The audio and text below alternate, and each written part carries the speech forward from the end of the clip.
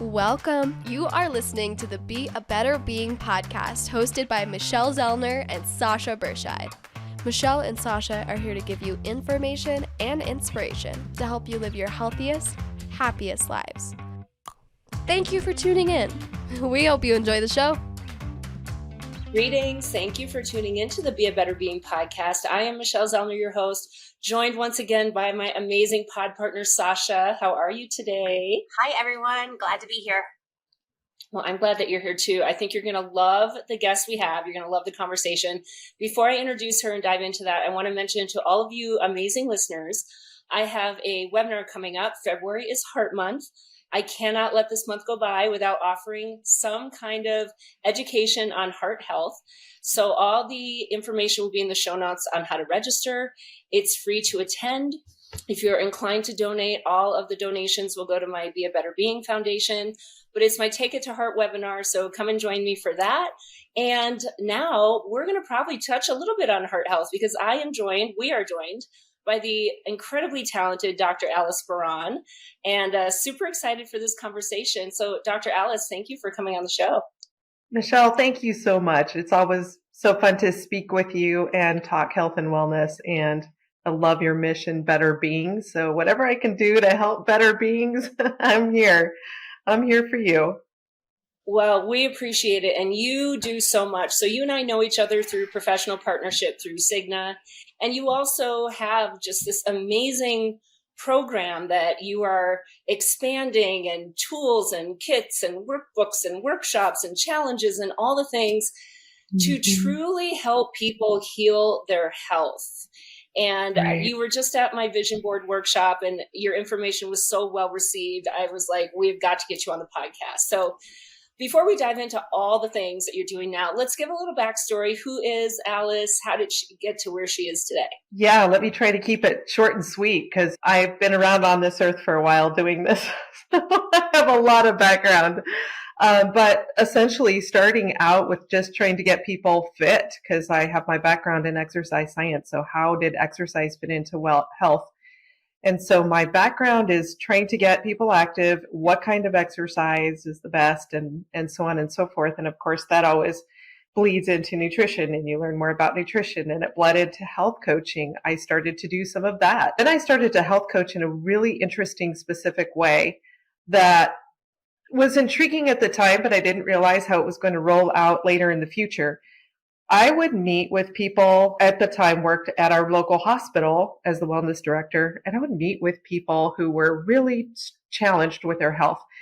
They either had chronic conditions, actually some were terminal, and it was interesting to just start to listen to them feel a sense of desperation with their health, like they really didn't know what to do. They were really at the mercy of medical care, and obviously it was a hospital, it made sense. But outside of that, I was personal training. I still do. I just love to be in the gym. And as I was working with some of my clients there, one of my clients, terminal, he was really interested in just trying to improve the end stage of his life. Like he really just wanted to be healthy as long as possible. And he was challenged. He couldn't even lift his hand up to, his ear. It was so sad. Like he really was hurting in every aspect. He had many diseases. He had many reasons to hurt. And so I started this journey and just trying to actually understand what he wanted to focus on first, and then just really how to unravel the path that he should take to be his best self through those last few years. Worked with him and recognized the power and impact of understanding how much our bodies can heal, even in spite of being terminal. He was healing throughout this journey, and it blew my mind. And after that, I thought, I wish I could make this a career, but there is no such career. Like there just isn't anybody that's doing this. There's caseworkers, case managers in the hospital setting. There's health coaches that are really working with people in lifestyle behaviors. But this was more about working with somebody in the midst of a health crisis. So I kind of dove into that. I opened up the door and asked others, do you want to do this too? I've done a lot of speaking in my day. And so I actually opened up the door to people at those presentations and ended up coaching a lot of people, not in a really formal way, but it was formal, but it wasn't structured. It was just, I was developing this all along. Fast forward about 20 years later, having still a day job, still working in all aspects of healthcare, now in insurance, which is interesting because I needed to learn that side. I didn't feel like I was comfortable in insurance. Who is? And do I say I like being in the insurance world? No, but I'm thankful for the knowledge and I'm thankful for that perspective because I think that's key. We need perspective with our health. We need to understand where medical fits in and then where complementary and lifestyle interventions can complement what medical is doing or where they actually can trump it. And I don't think that anybody's talking about healing in this way. And so that's where I began. As I went back to school late in my career, I went in and received my doctorate in healthcare education and leadership. I really dove into kind of the business model of how this could look like, but also how do you really impact somebody in the most strategic fashion using definitely applied science, because that's where I think we're missing a lot of the pieces are not being applied science focused. In other words, we're subject to making some really irrational health decisions, and we do it all the time. We join weird diets. We do a lot of interesting exercise programs that are unhealthy sometimes, and yet we feel like we are justified in doing them for whatever reason that is. And I just couldn't help but think there's got to be a logical approach to the madness. And really our culture is counter to health.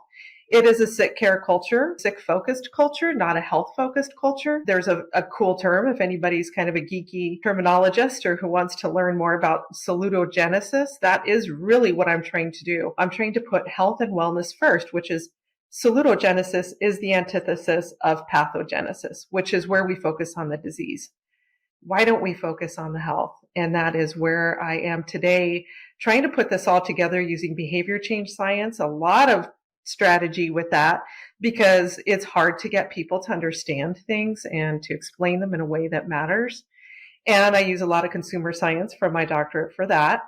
And then also trying to understand what I can do to pursue better decisions for people on their behalf so that I can get the legwork done for them. And all they have to do is jump into the approach and just begin to learn a new way of managing their health. So long story short, that is that's been my life journey up to this point in my career, which is my passion. And once you start to see people heal, including myself, I've done this myself, you never will go back.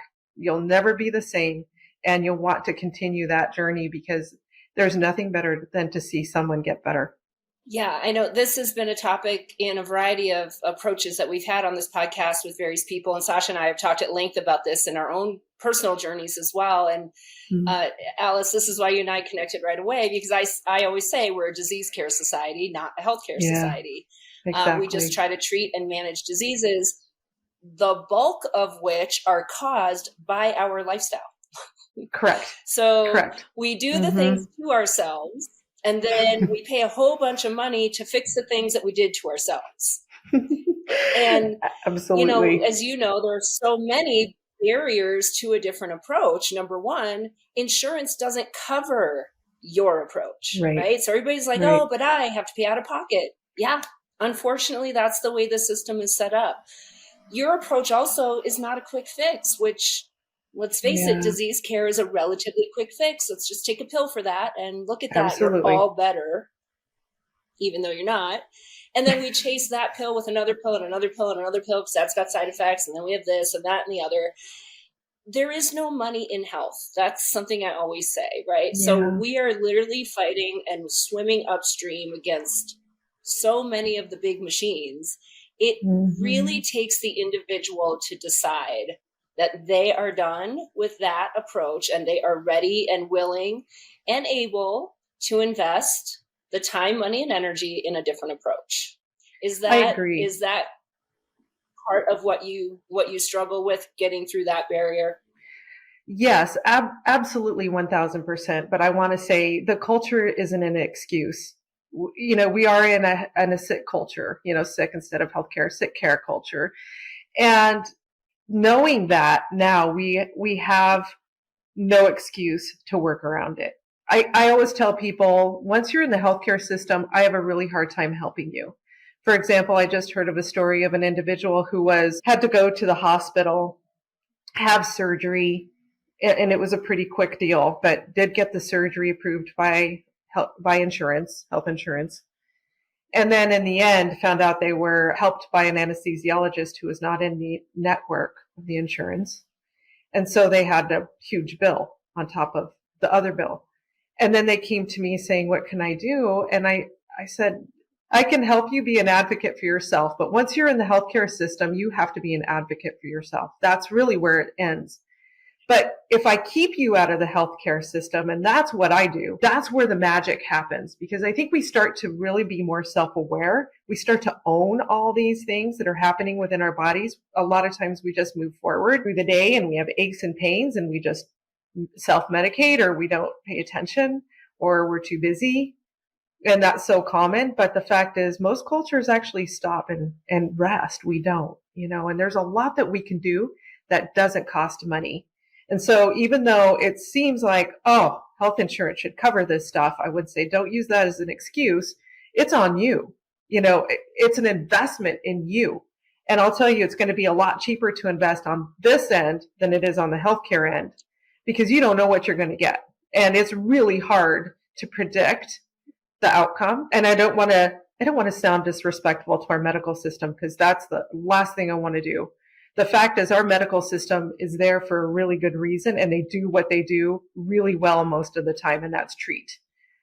But the fact is, we could intervene before we need the treatment. Or what if we started just having this healing lifestyle, so that when we do bump up against something, and we will, because we're human and we're on earth, and really, if you're starting to get, joint injuries and things like that, it actually is a positive sign. You're probably getting out there. You're exercising. You're using your body. Yay! No downside to that, except for sometimes we're fallible bodies that break down.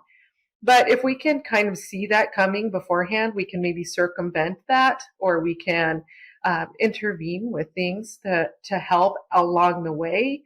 But I would say one of my biggest soapboxes that I'm standing on right now is that you own your health.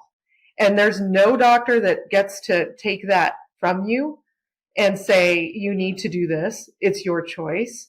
And that maybe you need to make a healing choice rather than a treatment choice. It depends. But I think we usually go with what the doctor says. A lot of the times we don't need to. And doctors, and I've spoken to a lot of doctors about this, agree. And the fact is, you go to the doctor's office, they don't really have time to explain, like, what are you doing with your lifestyle? How is this impacting your health? How's this impacting, the position we're in with medication? I mean, there could be medication lifestyle interaction. They don't have time even for that. And so to depend on the medical system to do all of this for us, which is really what we're doing, is wrong. And they don't have the time for it. So what if we ease off the medical system a little bit, open them up for real treatment that is needed, that only they can do, and instead own what we can do? And if it costs a little money, it's an investment in you, but you are willing to go to the doctor, so that's money too. So where are you going to put that money? And maybe instead of looking at it as, oh, I wish this were covered, instead saying, oh my goodness, there's so much I can do for myself, and a lot of it is free. Stress management, things like eating well. We got to eat anyway. So why don't we just make some healthier choices? Things like that can really be free, and we don't have to wait for money to come in the door to start. So long answer to that, Michelle. Yeah. Well, and I want to circle back to something you said about taking a rest, because Sasha and I just had this conversation offline before we started. And, we've been together for going on 3 years now. We're about to have our 3-year anniversary of our friendship.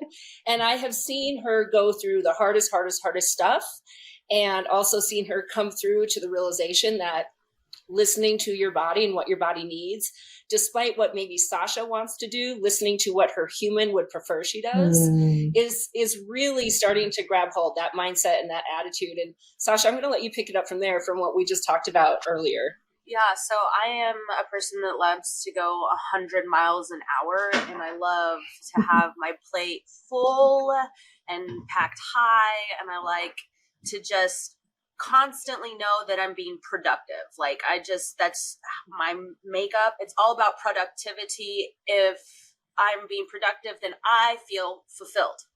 So for the last 36 years of my life, I've hated winter because for me, productivity means movement. It means signing up for things. It means getting me out there and volunteering or meeting with people or getting miles under my feet. And winter slows me down. Like, I cannot control that there's 5 inches of snow coming down and now I'm stuck at home with my 2 toddlers. Like, I can't control those things. So in my head, I would always get so furious. And it was just like, why am I in Nebraska?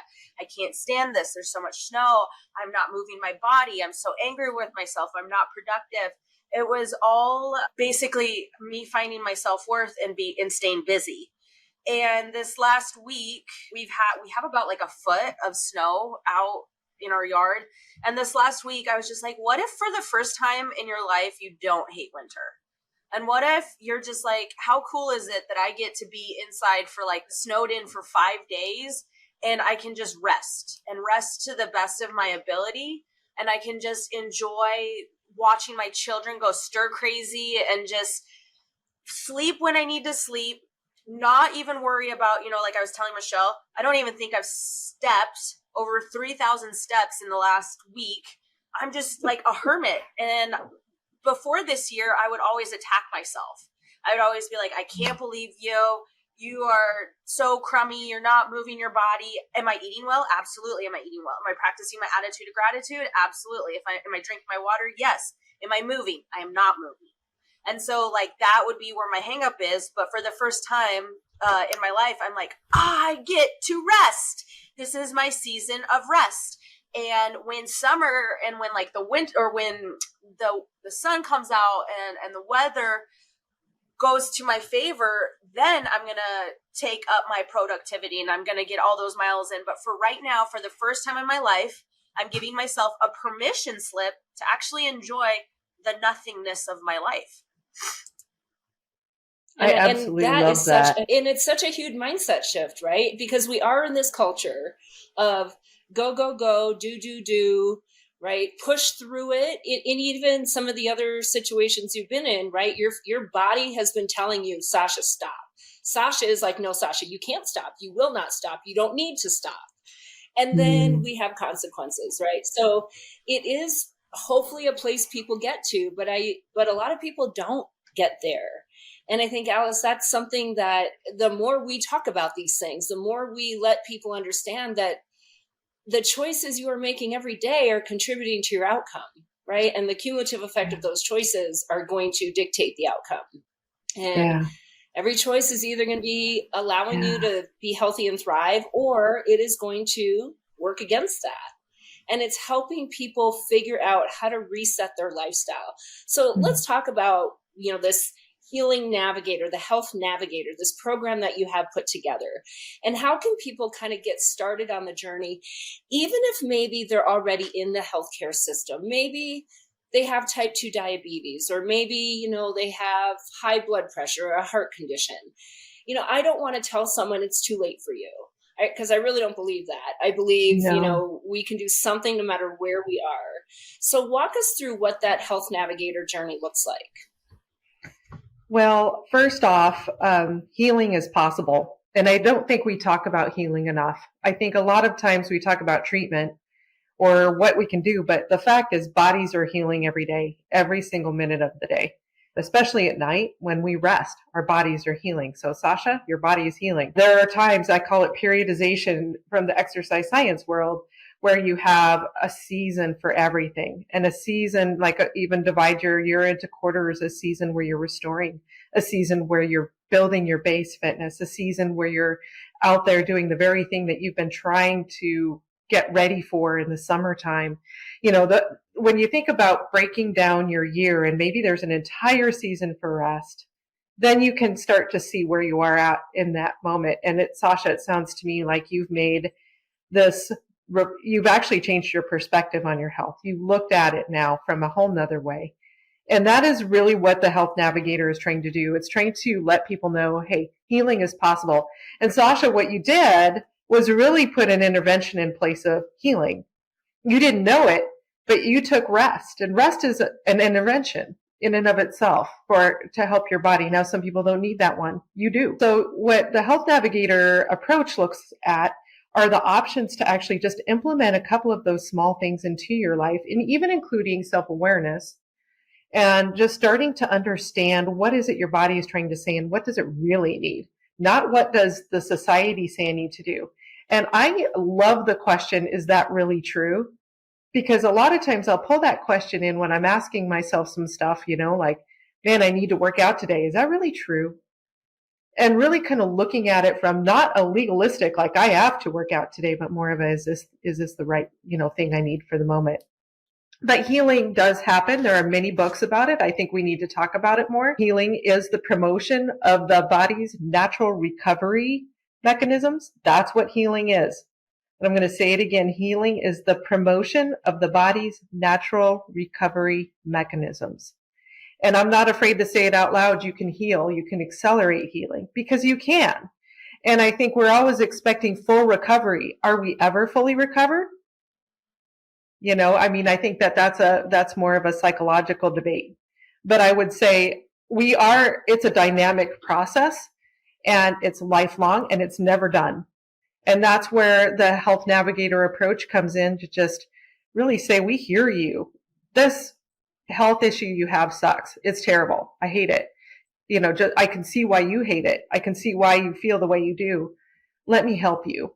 The process is laid out for you. And it's very, very clear that you just need someone to take you step by step through the process. You don't have to overthink this.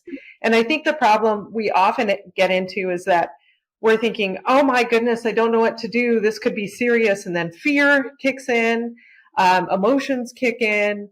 Oh, I don't have enough time, and then all of a sudden anxiety kicks in. And then we don't get that perspective. Like, when did this start? When did this health issue start? When did I start feeling like this? What's the driver behind my behavior?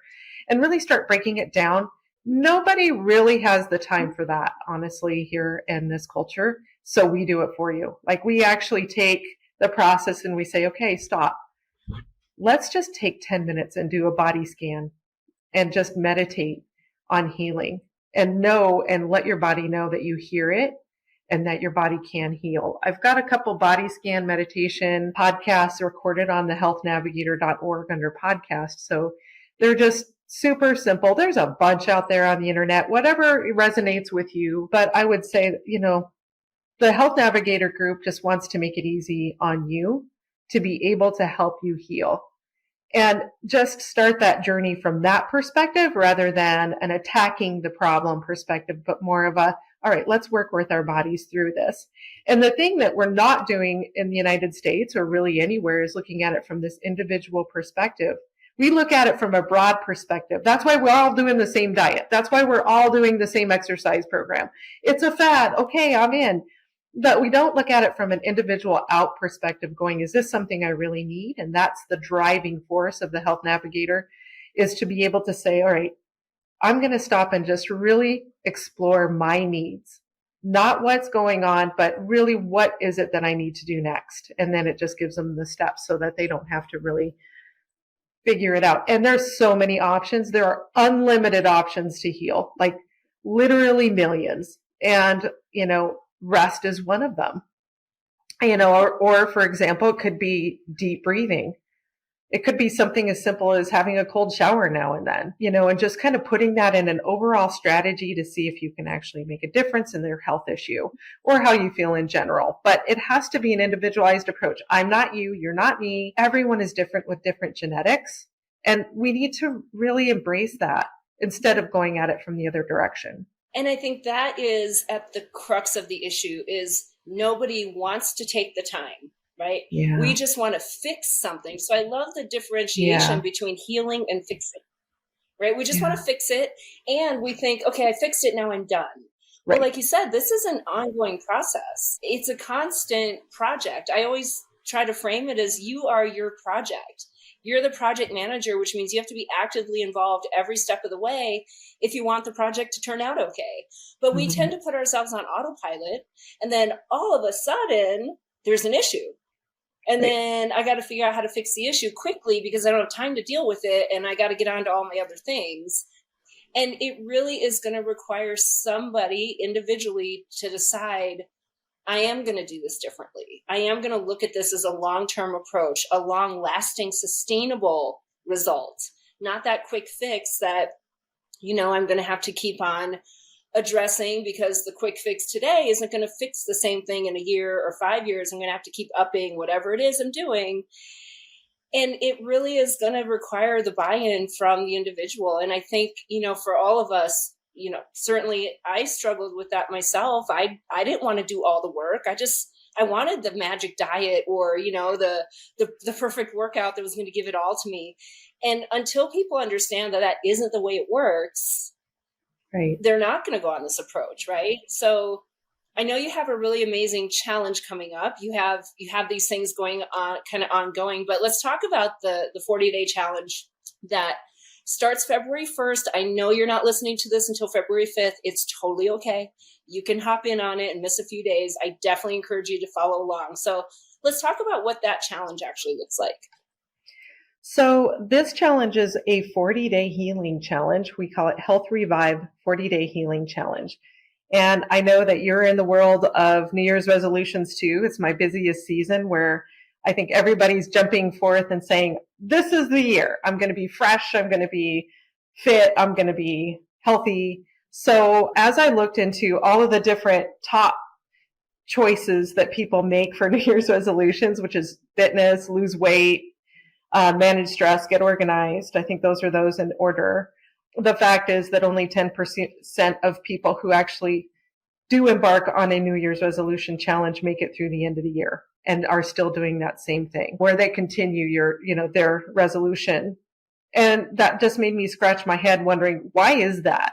And so there's so many reasons why that is. But I thought, all right, are they learning anything along the journey? If nothing else, I wanted to get people to start to see their health in a whole new way this year. And so I created this challenge thinking, what if I could get people to just taste healing and how easy it is? And you can taste healing in 2 weeks. And I know this because I've been healing a lot of people, but I have been healing myself too. So I actually went through this challenge just 3 months ago. I'm actually still wrapping it up. And I decided to really dive into some weird stuff. All right, why do I feel like this, sometimes? So I embarked on and I don't want to plant seeds on what I'm doing because I don't want people to say, oh, I'm endorsing that way. But I actually talked to an herbalist. We really dove into some things, especially around mental health, because I have some challenging things in my life, like I'm sure everyone does here. And then I decided to put a couple of interventions into place and see what would happen. And by week 2, I was a new person. And I'm not just saying that. And why? Because I actually took the time to focus on it. And I'm busier than anyone. I'm not busier than everyone, but I'm pretty darn busy. And if I can do it, you can. And you can pick easy targets to begin with. Just taste healing. Healing can come.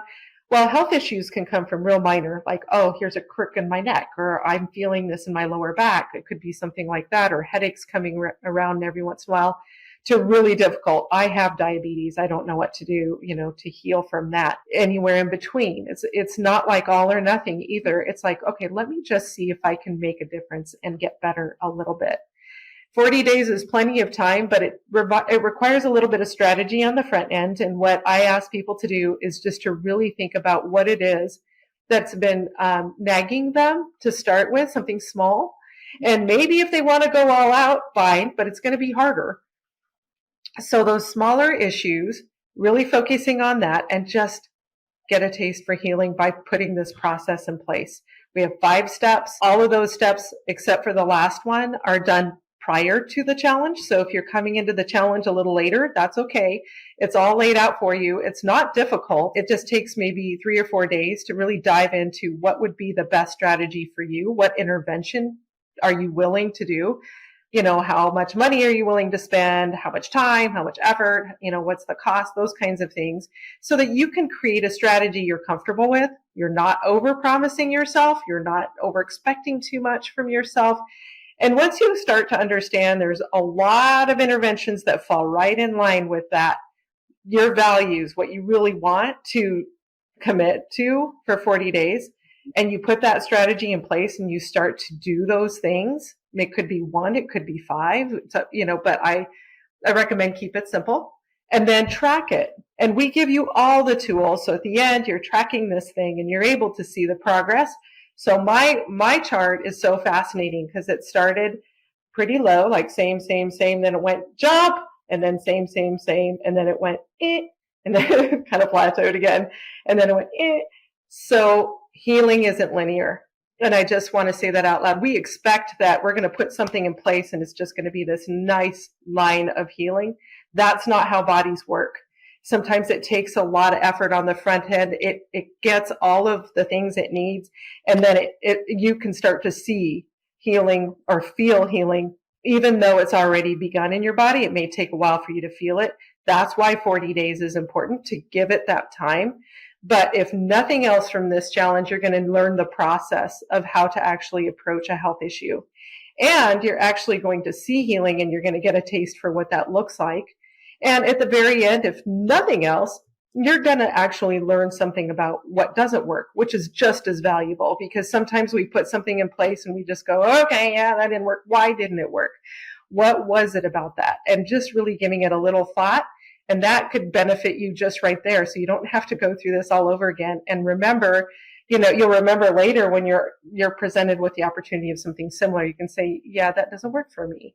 And again, you're not like everyone else. It's okay that it doesn't work for you. As a matter of fact, that's valuable information. You're creating this owner's manual of healing for yourself. And so to register to that, you could go to thehealthnavigator.org, and that's with THE, thehealthnavigator.org. And there's little explanation of what it is there. And you click on that. And then when you're in the page that explains what this is, then you can actually download all the materials by registering. And I would encourage you to do that, because you can use these materials over and over again. This isn't just a one and done. This gives you everything you need to heal forever. And really all you do, you can modify the process for you or what have you, but the fact is you have one. When before, I mean, there's no one out there that has a healing process, a healing approach, except for, I would say, other countries do this really well because they have a health philosophy that they follow closely. We do not. Well, our health philosophy is medical first, but I would venture most people aren't satisfied with that. So this is an opportunity to learn a new one, to create a new philosophy, to create a health mantra, to say to your own self why it is it's important to do this, to drive yourself to want to change, and also just to encourage yourself that healing is possible. It's a process. It's not linear, and it's okay. And I'm doing something for my body right now, and I'm learning all about it. And that's just honoring and respecting your body. So that's why the health challenge to me is gold. I wish more people would want to approach their health. It's a hard sell. Honestly, it's kind of embarrassing to say, and start the challenge and you only get a handful of people register. You wonder why. And I don't know. I mean, I would think that maybe people don't understand that this is a possible thing. This can actually happen, and it's not that hard, honestly. But, I hope to gain momentum. This is a soft launch. We've never done this before. I would love to have people join so that I can get their feedback. Like, what is it that's hard for you? And learn more, because the more people I can reach, the more we can turn this medical first system around, and we can start to really look at health from a healthier way, salutogenesis, right? Instead of pathogenesis. Yeah, I think a couple of reasons it's a hard sell are things that we've already addressed. One, it takes time, and you have to do the work. And I have an alternative. I can take a pill instead. And in my mind, that's fixing me, right? It is this shift of perspective that only the individual is going to be able to do. But I want to just reinforce a couple of things, because Alice, you say things that I'm like, the buzzwords need to be said. You have to embrace the process. You need to be patient, and you need to do the work. Without those three things, nothing is going to heal you. Nothing. right? And that is, again, the buy-in from the individual. When you are sick and tired of being sick and tired of going to the doctor, having this diagnosis, getting put on this prescription, now having another one, and still not feeling good, and then it is time for a new approach. And I can't think of a better way to honor and love yourself during the month of love than to go on a healing journey. And when I hear you talking about this, the thing that comes to my mind, and I'm sure you both are familiar with this, is 75 hard. Y'all heard about the 75 hard challenge? I cannot tell you how much I hate that. How much I hate it to my core. What is it? How painful it is for me when somebody I love is doing it thinking that this is a good thing for them, right? So it's basically 75 days of doing like really hard things. And once you break the 75, you got to start over or you have failed, right? And I mean, I don't know all the details, but I'm telling you, to do these things it's not good for you. It physically is not good for you. This is, again, one of those things, though, that each person is different, right? So, like, some people have great success on it. Some people do not. And the people who do not have good success on it look at the people and admire the people who have had success on it, and then they pound themselves, mentally that they're not good enough. So... And a lot of the things are actually physically punishing, right? That's the angle I'm coming at versus a kind, loving, compassionate healing journey. And this is what we do with ourselves, right? Even the way we see things, like I have to work off what I ate, or I have to punish myself because I ate this, or, we put these mantras and these constructs in our brains that does create this battle within ourselves when we think we're doing something good. We want to see this great outcome, but I have to beat myself up in order to get that outcome.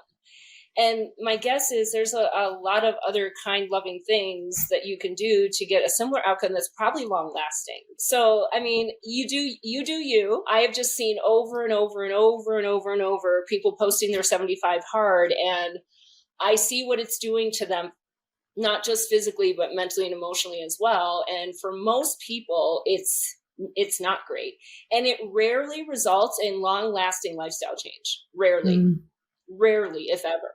Right. And I think we all know that it's the lifestyle, right? It is the consistency of the habits you are engaging in that's going to predict your outcome, not what you did for 75 days.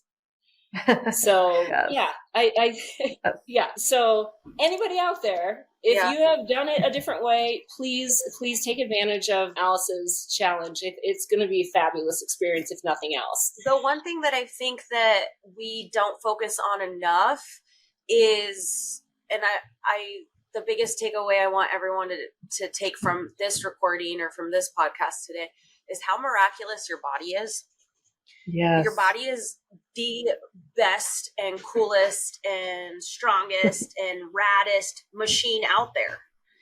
And when I was going through all those difficult times, 2 years ago, my body started to give up on me hormonally.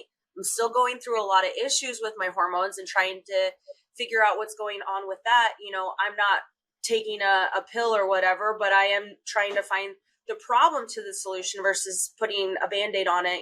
By right now, I just sent in my poop test. So now we'll be doing my poop test and stuff like that to see what's wrong with my gut health. But someone that we just had recently on the podcast, Astara, when I was going through my difficult times, she would sit there and tell me just to focus on producing more estrogen.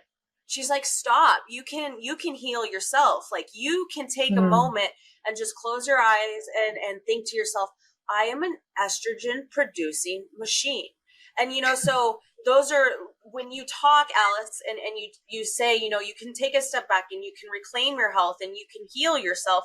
It's something as simple as a meditation or even changing your belief system of, I'm sick, I'm a sick individual and there's nothing that's going to cure me. Well, then really nothing is going to cure you because you're not setting yourself up for success. You're not setting your body, your machine up in a belief that I am powerful and I can heal myself. Instead, you're just using your mind is the most powerful tool that you own. And if you're not setting yourself up for success and you're saying, I'm going to be sick indefinitely, guess what, you guys?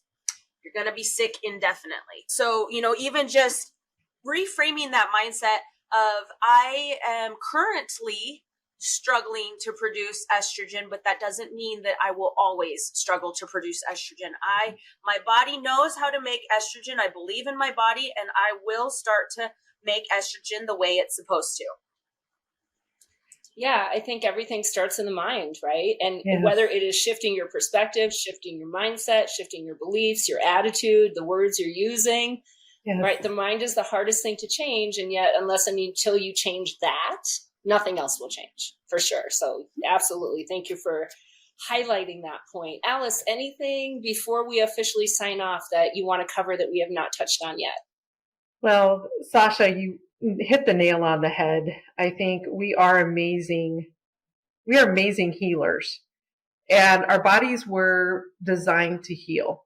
So we have an opportunity to implement different interventions to help it do that. And can it heal on its own? Often it does, and you don't even know it. But the fact is, why wouldn't you invest in the healing part of your body? And so I think that you have an opportunity to do that, even if you're healthy right now. Maybe you really don't have a lot to work on, or you feel really confident with your health. If you learn this process of actually looking at it from a critical analytical mindset and one that has a perspective of growth and learning, then it's going to open your eyes to new potential. So I challenge you, if you feel like, nope, this isn't for me, is that really an open mindset? Is that a growth mindset, or is that a closed mindset? And how's it going to benefit you in the long run? There's no better time than taking advantage of current situations to better yourself. Maybe, and it's free. This whole challenge is free. I'm not getting anything out of this. So I'm doing this as really guiding you as a coach to see how it works in your thoughts. And that's all I ask, your opinion. So I may ask you, how's it going for you? What's going on? We have a Facebook group. We're going to be asking opinions there, feedback, all of those things. I mean, you don't even have to give me your feedback if you don't want to. I sure would love that. Because the fact is, I want to help people with this process. Once you start to heal, you're going to understand that everyone should be doing this. It's unbelievable, literally unbelievable when you start to really put that effort around healing into your body. So I hope even if you don't join the challenge, even though I would love you to join the challenge, I would definitely recommend thinking about some of this and implementing a couple of points from this podcast into your whole approach to your health. A podcast isn't any good unless you actually take some of that information and run with it, and make this time of year a time, with New Year's resolutions and February coming up and challenges and all of the things that are in place, and Heart Health Month and just Heart Month. Love yourself and maybe just make a point to do something new and different this year. You won't regret it. You'll always learn something. But Michelle and Sasha, I appreciate all that you do. I mean, you really do call things out, right? I mean, you're calling out the pill forward approach and not sugarcoating it. It's not a sugar-coated pill. And the mind is so powerful, and you're trying to tap into the audience mind. And you who is listening, I hope you're hearing it, because you really need to embrace this approach in order to fast forward your momentum to healing and health.